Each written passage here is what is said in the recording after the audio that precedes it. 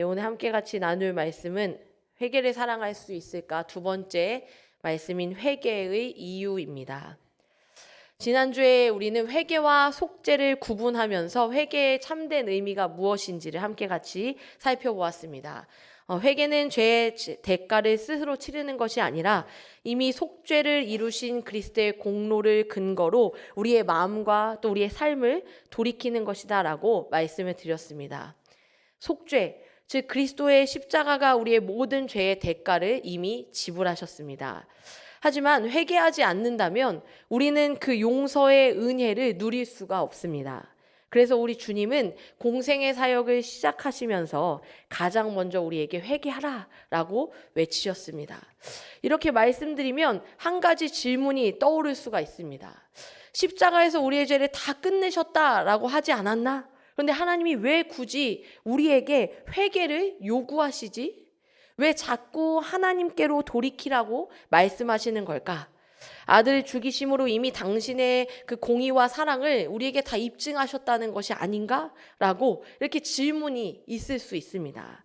이 질문에 제대로 답변하기 위해서는 오늘 회개의 본질을 조금 더 정확하게 이해하는 것이 필요합니다. 그래서 오늘은 참된 회개와 잘못된 회개, 그 차이를 좀 살펴보고 하나님께서 우리에게 회개를 요구하시는 진짜 이유에 대해서 함께 생각을 해보는 시간을 가지려고 합니다. 먼저 잘못된 회개에 대한 이야기입니다. 아우구스티누스는 회개가 참으로 많은 사람들을 지옥으로 보내는구나 라고 탄식했습니다. 회개가 많은 사람들을 지옥으로 보낸다니, 이 말이 무언가 역설적이고 이상하게 느껴지기도 합니다. 많은 사람들이 잘못된 회개를 하고서도요, 이미 나는 회개했다라고 이렇게 착각하면서 안심하다가 결국 하나님의 진노 아래에 머무는 것을 안타까워한 이야기입니다. 그런데 이 탄식은요, 오늘날에도 유효합니다. 그러니까 오늘날에도 많은 이들이 회개로 인해 지옥으로 가고 있다라고 이야기할 수 있다는 것입니다.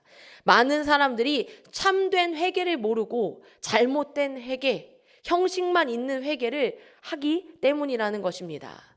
만약 우리가 진짜로 참된 회개를 하며 신앙생활을 하고 있다면 우리의 신앙생활이 물론 어려울 수 있고 힘들 수 있지만 슬프고 괴롭지는 않을 것입니다. 우리가 교회를 다니고 하나님 앞에 예배 드릴 때 이 성전에 오는 것이 불편하지 않을 것입니다. 그런데 우리 가운데 사실 정말 평안한 마음으로, 기쁨이 넘치는 마음으로, 사랑이 넘치는 마음으로 이 예배 자리에 오고 계십니까? 때로는 우리의 마음에 사실 그러한 여전한 불편함, 상한 마음, 누군가를 향한 못마땅함, 어떤 여러 가지 부정적인 감정들을 채 해결하지 못한 채 나는 늘 회개 기도를 했음에도 불구하고 무언가가 깨끗이 깔끔하게 해결되지 않은 채로 찝찝한 상태로 예배에 오면서 오랜 세월을 그저 형식적인 신앙생활 안에 머무르고 있을지도 모른다는 것입니다. 잘못된 회개의 대표적인 예가요, 바로 율법적인 회개입니다. 율법적인 회개는 잘못을 저지른 후에 그로 인해 무서운 형벌을 피할 수 없겠구나 하는 단순한 공포심 또는 후회나 고통으로 인해 억지로 하는 회개를 말합니다. 즉 심판 끝에 주어질 형벌에 대한 두려움이 회개의 동기가 되는 것입니다. 이 말은 곧 그가 진정으로 두려워하는 대상이 하나님이 아니라 하나님의 형벌에 있다라는 것입니다. 그러니까 만약에 우리가 정말로 하나님이 두려워서 회개하는 삶을 산다면 우리의 삶의 모습은 대부분 그래도 바뀌고 고쳐지고 있을 것입니다. 다시 돌아갈지 몰라도 고쳐지는 흔적들이 나타날 것입니다. 누군가를 그렇게 쉽게 미워할 수 없을 것입니다. 미운 것도 괴롭고 미워하지 못하는 그 마음 가운데 누군가에 대한 정죄도요, 그렇게 쉽게 할 수 있을까요? 불편하고 어려울 것입니다. 근데 우리가 회개를 하지만 여전히 아무렇지 않게 누군가에 대해 판단하고 정죄하고 미워하면서 그 사람은 미움을 받을 만해, 정죄받기에 충분해 라고 이야기하는 것은요, 어찌 보면 우리 안에 그 어떤 형벌에 대한 두려움이 있어서 잠시 형식적인 회개를 할 뿐이지 돌이킴은 없는, 지난주에 말씀드린 대로 회개는 돌이키는 일이라고 했는데 돌이킴은 없는 그저 형벌이 두려워서 하는 그러한 피상적인 회개에 지나지 않는다라는 것입니다. 이러한 율법적인 회개의 전형, 즉 잘못된 방식의 회개를 우리는 이스라엘의 초대 왕 사울의 모습에서 찾아볼 수가 있습니다. 사울은 하나님께 아말렉과 싸워 그들에게 속한 모든 것을 하나도 남김없이 진멸하라 라는 명령을 받았습니다. 이 전쟁은요, 단순히 영토를 넓히거나 어떤 재물을 얻기 위한 일반적인 그러한 전쟁은 아니었습니다. 과거 이스라엘을 악랄하게 괴롭히고 잔인하게 공격했던 이 아말렉의 죄를 벌하시는 그 하나님의 특별한 심판이었습니다. 따라서 이 전쟁의 전리품은 인간의 욕심을 채우기 위한 것이 될 수 없었습니다. 인간이 소유할 수 있는 것이 아니라는 겁니다. 하나님께 심판의 대상으로 구별된 것이었기 때문에 사울은 어떠한 것도 자기의 유익을 위해 남겨놓아서는 안 되는 것이었습니다. 하지만 사울은요, 전쟁에서 이긴 뒤에 어떻게 합니까? 하나님의 이 엄격한 명령을 무시하고 아말렉의 왕 아각을 죽이지 않고 살려두어 끌고 옵니다. 자신의 승리를 과시하고 싶은 그 욕망, 그 교만의 모습이었습니다. 뿐만 아니라 양과 소 중에서 가장 기름지고 좋은 것들은 남겨둡니다. 하나님이 하신 일입니다. 그럼에도 불구하고 마치 자기가 잘해서 이긴 것처럼 자신의 이름을 높이고 자신의 그 능력을 백성들에게 보이고 인정받고 욕심을 채우는데 급급했던 그 사울의 모습입니다. 선지자 사무엘이 찾아와서 이 뻔뻔한 불순종을 지적하자 사울은 어떻게 반응했을까요? 이 좋은 양과 소들은 제가 가지려고 한 것이 아니라 다 하나님께 예배를 드릴 때 제물로 바치려고 챙겨온 것입니다 라고 말하며 아주 그럴싸한 핑계를 댑니다. 그러자 사무엘은 사울의 그 거짓된 속마음을 꿰뚫어 보며 꾸짖습니다. 순종이 제사보다 낫고 하나님의 말씀을 듣는 것이 순양의 기름을 바치는 것보다 낫습니다. 하나님이 원하시는 것은 화려한 제물이나 종교적인 어떤 행위, 겉모습이 아니라는 것입니다. 그저 말씀에 순종하는 그 중심입니다. 그것이 없이 이런 행위로 하나님 앞에 하려는 것이 옳습니까? 라고 뼈아픈 질책을 한 것입니다. 어찌 보면 이 질책은 우리를 향한 것이기도 합니다. 얼마나 화려한 재물, 종교적인 겉모습으로 우리는 그렇게 살아갈 수 있습니까? 그런데 정작 말씀에 순종하는 것은 어렵사리 외면하기도 하고 나의 얘기는 아니지 않을까라고 하면서 밀어두기 일쑤입니다. 하나님은요, 화려한 재물을 원하시는 것이 아니라 종교적인 어떤 행위나 겉모습을 원하는 것이 아니라 하나님의 말씀을 살아내려는 분투, 그 고통스러워하지만 그것을 해보려고 하는 그 겸손, 그 순종을 원하신다는 것입니다. 이 무서운 꾸짖음을 듣자 사울은 마침내 엎드려 회개하는 듯한 모습을 보입니다. 사무엘상 15장 24절입니다. 사울이 사무엘에게 이르되 내가 범죄하였나이다. 내가 여호와의 명령과 당신의 말씀을 어긴 것은 내가 백성을 두려워하여 그들의 말을 청종하였음이니이다.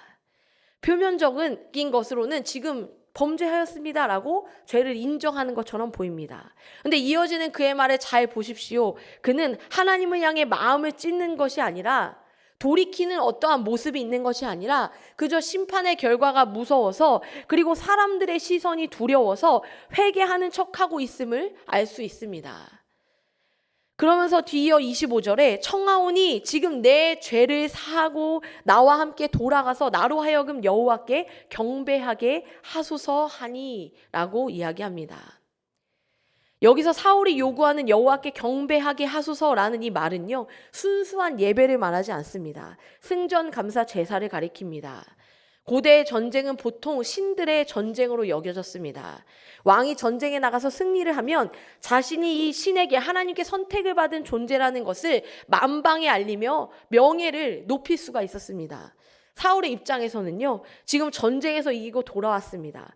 그러니까 자기가 인정받은 왕임을 얼마나 만방에 드러내고 싶겠습니까? 그런데 사무엘이 승전감사 제사를 인도하지 않겠다라고 거부를 하면 백성들 앞에서 자신의 명예를 드높일 기회를 지금 잃어버리게 되는 상황입니다. 그러니까 지금 사울은 이렇게 말한 것입니다. 이렇게 죄를 사하는 것처럼 회개하는 것처럼 말하고, 그러니까 나로 하여금 하나님 앞에 경배할 수 있도록 함께 좀 가주십시오 라고 이야기하는 것입니다. 우리가 우리의 회개가 진짜인지 아닌지 알 수 있는 방법은 그 회개한 뒤의 모습을 보는 것입니다. 우리가 정말로 돌이키고 있는가?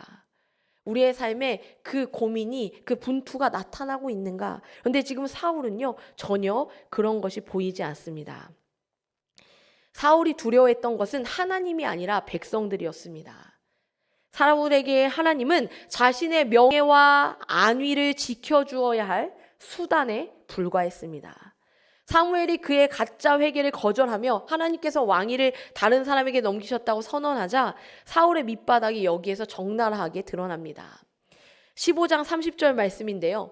사울이 이르되 내가 범죄하였을지라도 이제 청하옵나니 내 백성의 장로들 앞과 이스라엘 앞에서 나를 높이사.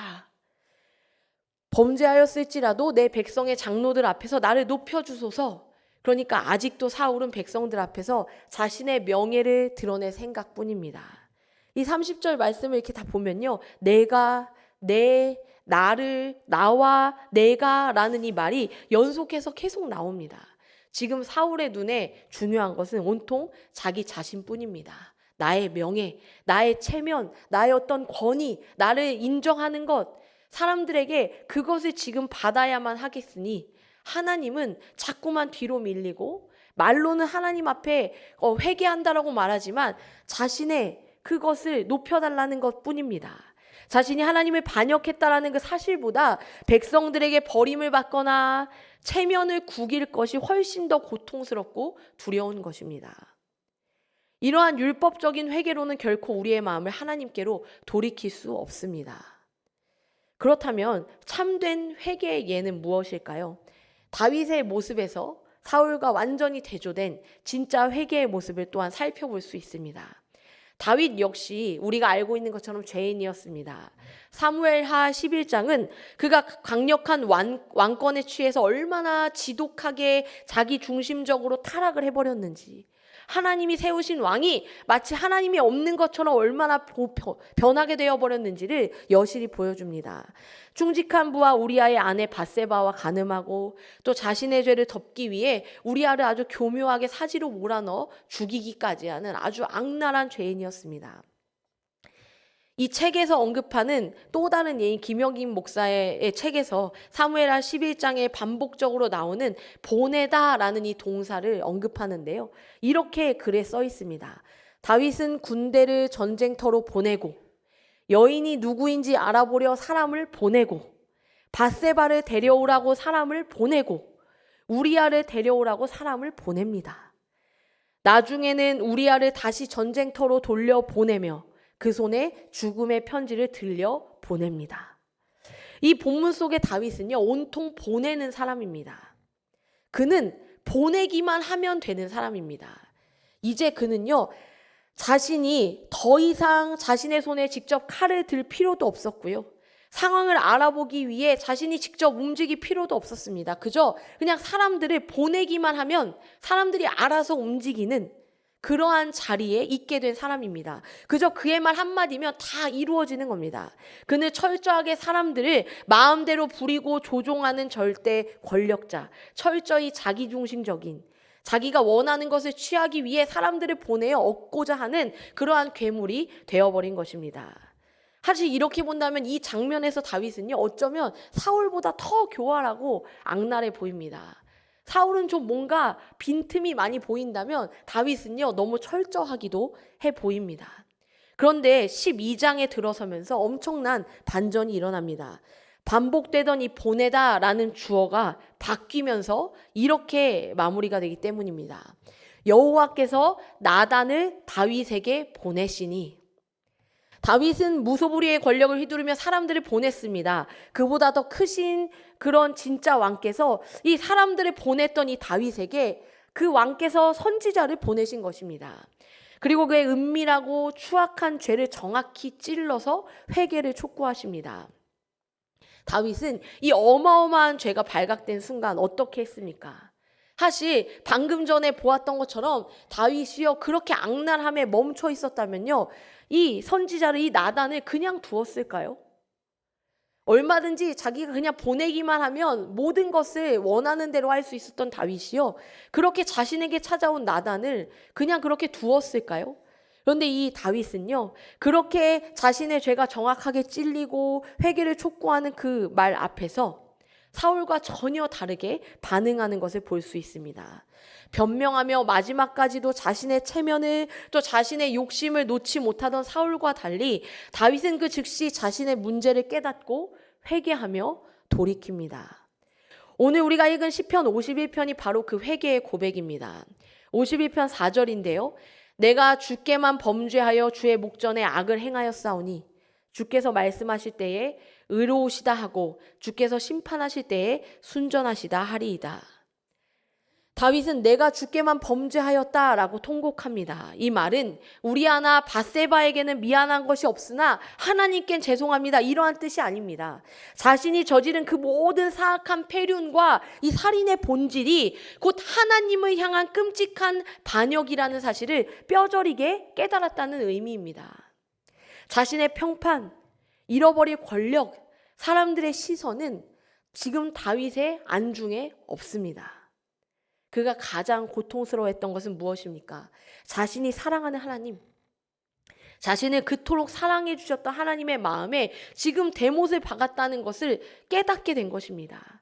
내가 사람들에게 저지른 일인 줄만 알았는데 그래서 싹 덮어놓으면 아무 문제가 없을 거라고 생각했는데 왜냐하면 그만큼 나는 충분히 권력을 누리고 있는 자기 때문에 그걸 감히 누가 들춰낼 수 없을 거라고 생각해서 적당히 놓기만 했던 그 일이 사람들에게 저지른 일이 아니라 이 사악한 죄의 본질이 하나님을 향한 반역이라는 사실을 깨닫게 된 것입니다. 다윗의 시선이요 지금 나의 안위에서 하나님과의 관계로 옮겨가는 순간입니다. 사실 이렇게 생각한다면요 우리의 마음은 어떠할까요? 사실 저도요 사람들을 미워하기도 하고 제 안에도 얼마든지 정죄하고 판단하고 싶은 욕구들이 올라올 때가 있습니다. 그런데 사실은요 우리가 그냥 우리의 마음 가운데 올라오는 그 판단의 말들, 사람들이 향한 잣대질이 사실은 그 사람을 향한 것이 아니라 하나님을 향한 거라고 생각해 보십시오. 우리가 사람들을 마구 미워했던 일이 하나님을 마구 미워하는 일이라고 생각해 보십시오. 우리가 저지른 이 일이 얼마나 큰 반역입니까? 다윗은요 지금 자기가 바라보았던 사람들 또는 자기 안에서 있었던 자신에 대한 어떤 시선이 아니라 이제 그 모든 시선을 하나님께로 옮겼습니다. 이것이 바로 복음적인 회개입니다. 복음적으로 회개하는 사람들에게 회개는요 고통스럽고 굴욕적인 형벌이 아닙니다. 사실 우리가 체면을 따진다면 굴욕적일 수밖에 없죠. 저는 그런 생각을 할 때가 많이 있습니다. 우리가 하나님 앞에 진짜 은혜를 누리고 신앙생활이 행복할 수 있는 비결은 그 체면만 버리면 될 것이다. 어찌 보면 우리의 믿음이 더 강해져야 한다고 생각하겠지만 도리어 체면을 좀 버릴 때 하나님 앞에서 사람들 앞에서 내가 어떤 사람인데 하는 그 체면, 그 외식하는 모습, 거짓된 모습들을 버리고 하나님 앞에 나아가면 이 회개가 굴욕적일까? 라는 생각을 이 책을 다시 한번 읽으며 하게 됐습니다. 복음적 회개는 나의 행위를 변호하기 위해 끊임없이 자기를 증명해내는 그러한 고행이 아닙니다. 제가 그럴 수밖에 없었어요. 하나님, 제가 아니고 누구여도 그럴걸요? 하나님이 보시기에도 아니지 않으십니까? 라고 내가 얼마든지 선과 악을 판단하며 그러니까 제가 옳은 거 아닌가요? 라고 하면서 증명해내야 하는 것도 아니고요. 잃어버린 하나님을 도리어 다시 사랑하고 화해하며 그분 안에서 즐거워하기 위한 여정이라는 사실을 우리는 기억해야 하겠습니다. 율법적 회개의 끝에는 두려움과 자기 연민만이 남지만 복음적 회개의 끝에는 아버지 품에 안기는 벅찬 기쁨과 평안이 있습니다. 하나님께서 십자가로 모든 것을 다 이루어 놓으셨음에도 우리에게 간절히 회개를 요구하시는 이유가 무엇일까요? 우리를 너무나 사랑하시기 때문입니다. 회개를 못 받아서 억울하신 게 아니라요. 우리가 회개하지 않으면 우리의 죄를 사하실 수 없어서가 아니라요. 이미 사실 그 일은 다 끝났지만 그럼에도 불구하고 그것이 너를 위해 차려놓은 밥상임을 알고 누리라는 것입니다. 아이들을 볼 때도 그렇습니다. 아이들이 잘못하면 어떻게 하는지 혹시 기억나세요? 어린 시절 자녀들이 어떠하셨습니까? 잘못하면요, 슬금슬금 피합니다.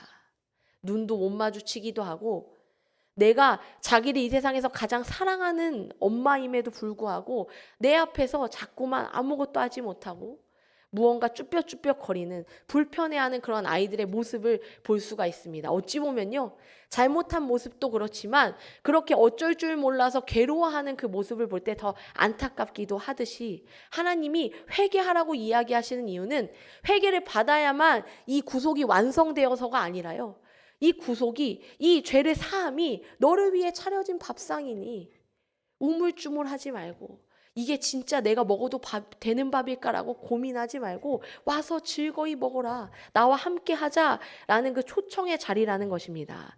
만약 하나님께서 우리가 어긋난 길로 가고 있는데도 회개를 요구하지 않으신다면 그것은 나는 네가 무엇을 하든 상관이 없다, 네가 나와 멀어져도 나는 아쉽지 않다 라는 관계없음의 표현일 것입니다. 회개하라는 주님의 명령은 심판관의 차가운 호통이 아니라 아버지가 집을 나간 자녀를 부르는 가장 뜨거운 사랑의 외침이라는 것입니다. 돌이켜라, 벌을 면하기 위해서가 아니라 나와 화목하기 위해 돌아와라. 나와 함께 살기 위해 돌아와라. 네가 받아야 할 형벌의 대가는 이미 내 아들이 십자가에서 다 치루었다. 네가 그 형벌을 받아야 되는 것이 아니다. 용서의 식탁은 이미 완벽하게 준비가 되어 있으니 나에게로 와서 나와 함께 먹고 마시자. 이거 다 너를 위한 거야. 이사야 55장 7절 말씀에 보면 악인은 그의 길을, 불의한 자는 그의 생각을 버리고 여호와께로 돌아오라. 그리하면 그가 긍휼히 여기시리라. 우리 하나님께로 돌아오라. 그가 너그럽게 용서하시리라 라고 말씀하고 있습니다. 성경에는 이토록 돌아오라 라는 말씀이 가득합니다. 우리가 하나님을 사랑하지 않는다고 해서 하나님께 무슨 손해가 있을까요? 전혀 아쉬울 것이 없으신 이 만물의 주관자께서 먼지와도 같은 아무것도 아닌 우리에게 당신을 사랑하라고, 제발 돌아오라고 명령하십니다. 그 이유는 너무나도 우리를 사랑하시기에, 우리와 함께하고 싶으시기에 회개를 요구하시는 것이라는 겁니다. 성도 여러분, 그러니 회개에 대한 오해를 푸시기 바랍니다. 이 5주간의 시간 동안요, 회개를 사랑하는 자로, 회개가 나에게 불편한 일이 아니라 무언가 아직 숙제를 하지 못해서 남겨져 있는 어떤 불편한 어떤 상태, 소화가 되지 않는 것이 아니라 회개에 대한 오해를 풀고 하나님 앞에 하나님이 차려놓으신 밥상에 가벼이 달려가는 그러한 일이라는 사실을 기억하시기 바랍니다. 회개는 우리를 억압하는 족쇄가 아닙니다. 가장 안전한 품으로, 가장 행복한 여정으로 오라고 하는 초대장입니다.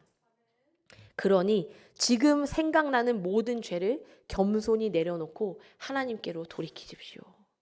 하나님보다 더 사랑했던 것들, 나의 체면, 사람들의 시선, 나의 어떤 직분, 나의 자리, 알량한 자존심을, 내가 지난날 어떻게 해왔는데 하는 그 모든 어떤 지난날에 대한 자기 연민까지도 십자가 앞에 겸손히 내려놓고 주님께로 돌이키십시오. 나중으로 미루지 마십시오. 마음의 여유가 생기면 해야지. 내 삶이 조금 더 나아지면 하겠습니다.